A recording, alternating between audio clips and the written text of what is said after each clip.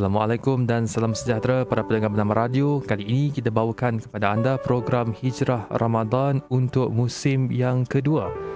Hati siapa yang tidak kecewa apabila kehendak diri mendapat tentangan hebat oleh keluarga? Hati siapa yang tidak ralat apabila keputusan yang dibuat menyebabkan diri dibuang keluarga? Demikianlah perasaan yang dialami oleh sesetengah golongan saudara baharu yang ditinggal, dibuang dan diabaikan keluarga kandung apabila membuat keputusan untuk memeluk Islam. Dalam episod Hijrah Ramadan kali ini, kita ingin menyingkap pahit ketir saudara Islam kita yang melalui cabaran ini, dan bersama dengan kita hari ini, saudara Muhammad Harsun Kong Sun Sun Abdullah. Assalamualaikum. Waalaikumsalam. Ya, boleh kita mulakan dengan persoalan pertama ya untuk Hijrah Ramadan kali ini, sedikit latar belakang berkaitan dengan Cik. Silakan. Boleh. Nama saya Muhammad Harsun Kong Sun Sun Abdullah. Kini berusia 30 tahun dan berbangsa Cina. Saya berasal daripada Tawau, Sabah, dan kini bertugas sebagai pegawai eksekutif dakwah di Hidayah Center Foundation, Cawangan, Unduh Tuhan. Dan bagaimana ya bermula minat untuk mengenali agama Islam ini?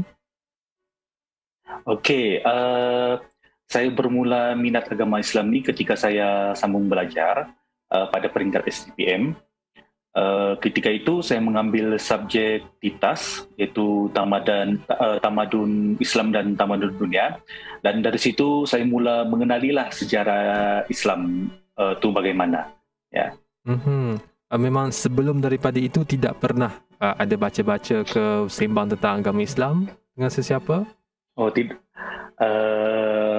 Sebelum tu ada juga masa saya ambil saya masuk PLKN. Tinggal satu dom dengan orang-orang Islam lah. Jadi masa tu ni bukan saya mau buka aib, cuma saya mau cuma setakat perkongsian. Cuma macam biasalah subuh, mungkin sebab subuh kalau di Sabah memang awal dalam sebelum jam 5 lah macam tu kan kena bangun. Jadi saya ada tengok rakan-rakan yang beragama Islam ada yang tidak bangun subuh. Jadi masa tu saya beragama Kristen. Jadi bergerak hati saya untuk bangunkan mereka lah untuk bangun subuh masa tu. Ya. Dan selepas daripada melalui proses tersebut, dia melihat bagaimana agama Islam itu diamalkan oleh penganutnya, kemudian melalui proses silibus di sekolah di TITAS tersebut. Jadi di manakah detiknya itu ada niat untuk menjadikan Islam sebagai agama sepanjang hidup? Okey, setelah setahun buat kira perbandingan dan mengkaji lah perbezaan agama ni, jadi saya mengetahui bahawa agama Islam ni hanya menyembah satu Tuhan sahaja, iaitu Allah Subhanahu Wa Taala. Jadi dari situlah saya terdetik hati untuk memeluk agama Islam. Dan sepanjang setahun itu maknanya memang banyaknya melalui pembacaan, melalui ceramah-ceramah online, ataupun ada diskusi-diskusi dengan ustaz ataupun ilmuwan yang lain? Saya ada buat carian daripada buku dan juga internet, dan juga bertanyalah dengan kawan-kawan lah. Ada. Oleh demikian, ketika momen, muka boleh kongsikan dengan kita momen ketika Encik Harsun melafazkan kalimah syahadah. Hati saya ketika itu saya merasa sangat tenang dan lega, sebab ini merupakan mengucapkan dua kalimah syahadah tu dari bahasa Arab kan. Jadi ini merupakan ucapan saya yang kali pertama lah. Sebelum ini saya tidak pernah belajar tentang bahasa Arab. Jadi kira ucapan pada ketika itu lancar lah masa tu saya ucapkan. Ya, ucapan kalimah syahadah itu dibuat di mana? Dalam surau, di masjid, di pejabat agama, di mana ya Encik Harsun?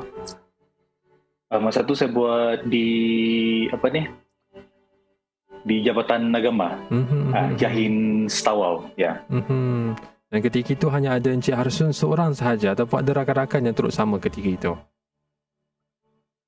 Saya dengan rakan-rakan dengan ustaz sekali lah.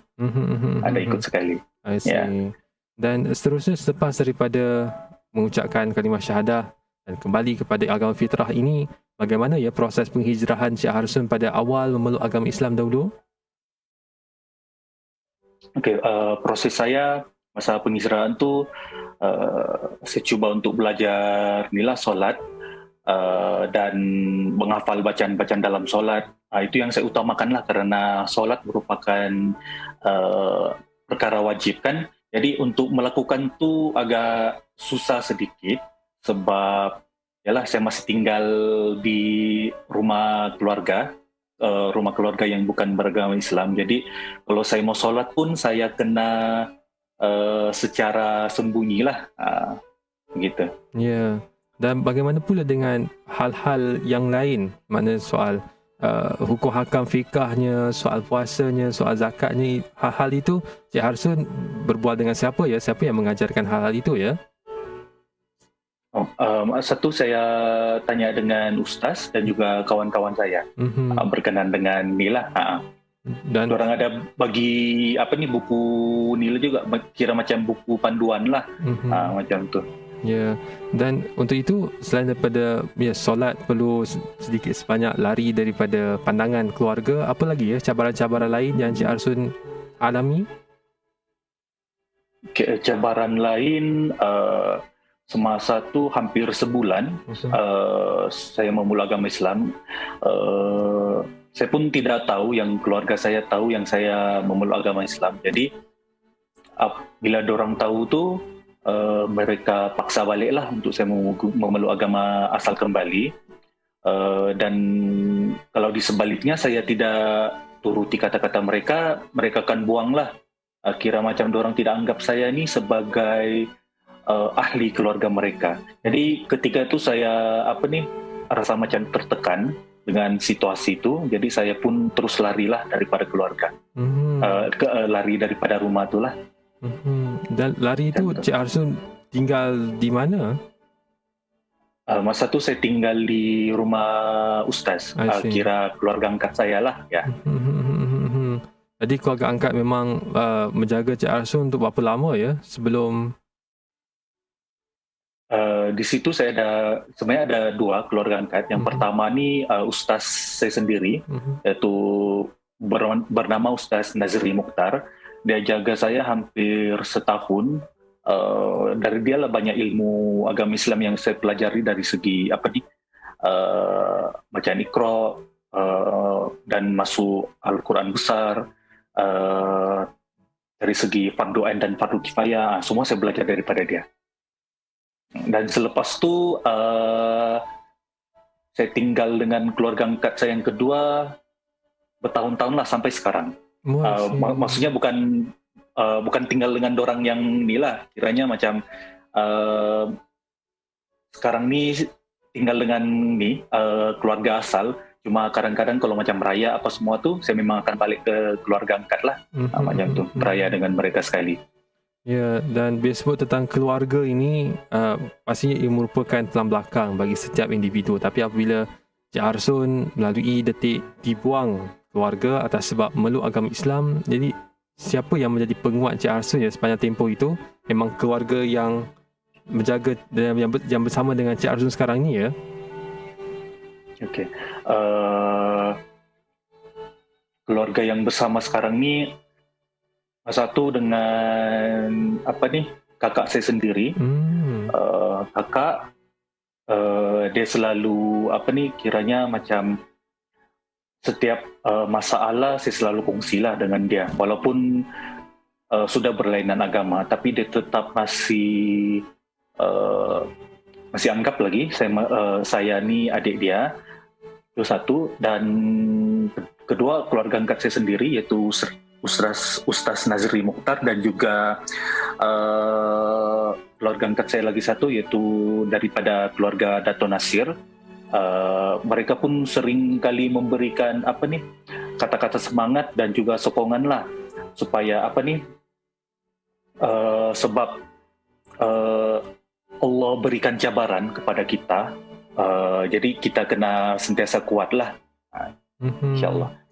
Dan dalam proses melalui ujian ini, adakah ada detik-detiknya yang Cik Harsun rasa mungkin perlu ambil langkah ke belakang, kembali kepada keluarga, kemudian kalau perlu untuk kembali kepada Islam mungkin di waktu yang lain. Adakah ada perasaan seperti itu kerana tertekan ya, dibuang keluarga?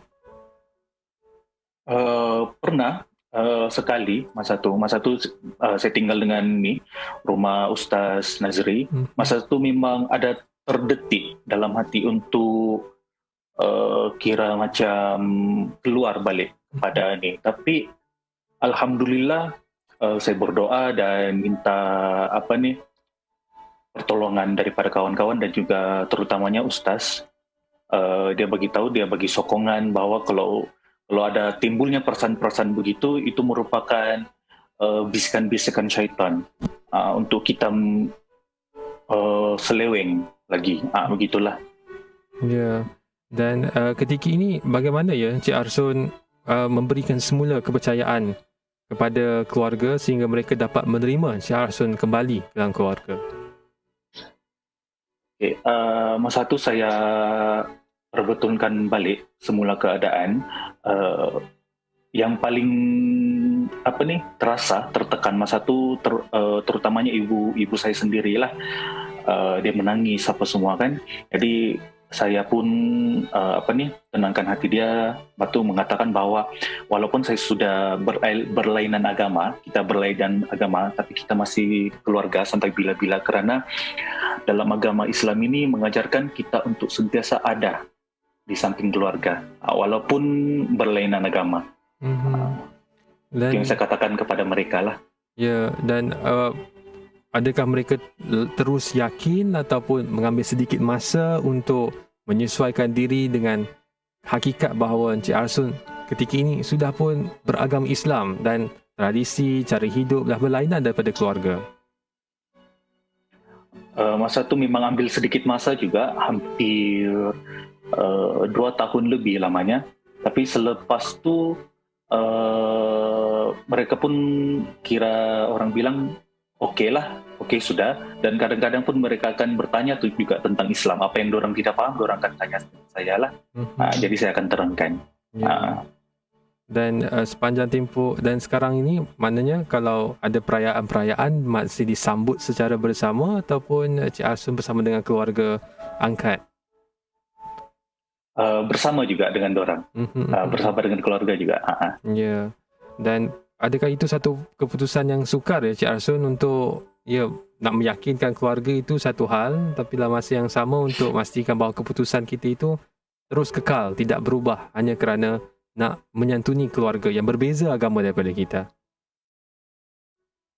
Okey, bagi saya kesukaran tu mungkin ada sedikit, tapi kalau macam kita niat dalam hati kita tu untuk berdakwah dengan mereka, berharap bahawa apa yang setiap kata-kata yang kita lontarkan kepada mereka berbentuk dakwah, insya-Allah. Mudah-mudahan Allah bukakan hati mereka lah untuk mengenal apa itu Islam lebih dalam, insya-Allah. Dan sebenarnya Ramadan kali ini, Cik Arsun, kita juga nak bangkitkan persoalan tentang adakah ada pengalaman-pengalaman yang tidak boleh dilupakan ketika berpuasa dalam bulan Ramadan sepanjang Cik Arsun memulakan perjalanan hijrah ke fitrah ini sehinggalah ke hari ini. Okey, kenangan masa berpuasa. Masa tu kira puasa pertama saya. Kiranya masa tu saya berpuasa sendiri saja.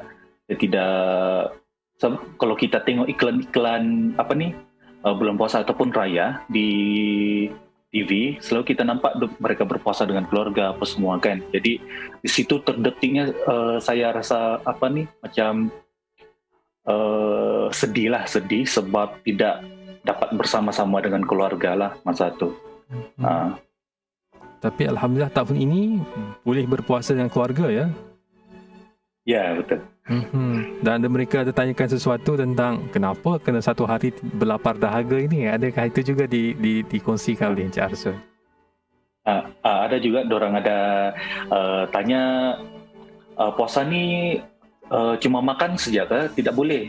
Saya cakap makan, dan minum. Bukan itu saja, puasa pun menjaga dari segi perbuatan macam contoh mulut, pendengaran ataupun mata, dari segi semua itulah.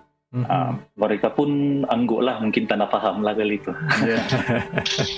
Dan Cik Arsun, kita minta juga ambil sedikit semangat dan juga kata-kata hikmah daripada Cik Arsun yang sudah pun melalui proses kembali ke fitrah, kemudian berjaya mempertahankan akidah itu sehinggalah ke hari ini, dan lebih menariknya kerana boleh berdamai dengan keluarga yang sebelum ini mungkin ada sedikit rasa tidak senang dengan perubahan akidah tersebut. Boleh kongsikan kata-kata hikmah dengan pendengar kita untuk mereka dapatkan pedoman dan juga pegangan dalam kehidupan mereka. Silakan Cik Arsun. InsyaAllah boleh. Saya ambil daripada potongan ayat Al-Quran, iaitu dalam surah Al-Baqarah ayat 286 yang bermaksud, Allah tidak memberati seseorang melainkan apa yang terdaya olehnya, ia mendapat pahala kebaikan yang diusahakannya. Okey, apa yang saya boleh uraikan sedikit di sini, iaitu Allah tidak akan membebankan umatnya, maksudnya cabaran tu kalau kita sendiri tidak dapat menanggungnya. Maksudnya Allah bagi cabaran dan dugaan kepada kita disebabkan Allah tahu yang kita mampu untuk menerima dugaan tu. Maksudnya kita kuat untuk menempuhi cabaran tu. Jadi apabila kita kuat dan kita meminta pertolongan kepada Allah Subhanahu Wa Taala, dalam pada masa yang sama kita pun dapat pahala. InsyaAllah. Kalau masa saudara baru yang di luar sana yang baru memeluk agama Islam, jangan berputus asa. Terus kalau kita merasa keseorangan, kita boleh carilah siapa-siapa, mana-mana kawan-kawan yang kita boleh percayai yang beragama Islam untuk kita kira macam sharing moment lah, hati ke hati. Mana tahu mereka boleh bantu kan dari segi ini, ataupun boleh cari ustaz lah yang boleh dipercayai, insyaAllah. Ya, seperti mana Cik Arsun ada bukan sahaja teman, bukan sahaja rakan, tapi keluarga ya. Keluarga ustaz yang menjaga dan juga keluarga angkat. Yang kedua, ada dua keluarga. Banyak keluarga Cik Arsun ni, jealous kita. Seorang satu je, Cik Arsun 3 keluarga. Apa pun terima kasih ya Cik Arsun bersama kita dari Bernama Radio untuk program Hijrah Ramadan kali ini, dan kita doakan supaya Ramadan kali ini memberkati kita semua dan juga supaya tahun ini lebih baik daripada tahun yang sebelumnya. Terima kasih Cik Arsun. Assalamualaikum. InsyaAllah, amin. Waalaikumsalam warahmatullahi. Itu dia, kita baru saja bersama dengan Cik Muhammad Harsun Kong Sun Sun Abdullah untuk program Hijrah Ramadan musim kedua dengan topik pahit di pinggir keluarga. Walaupun pahit dalam perjuangan kita, pasti ada manis di hujungnya selagi mana kita bersabar dan memohon pertolongan daripada Yang Maha Esa. Bagi anda, terus dengarkan kami di Bernama Radio, stesen berita bisnes pilihan anda. Keningaus, Sabah, FM 107.9, Bernama Radio, stesen berita bisnes pilihan anda.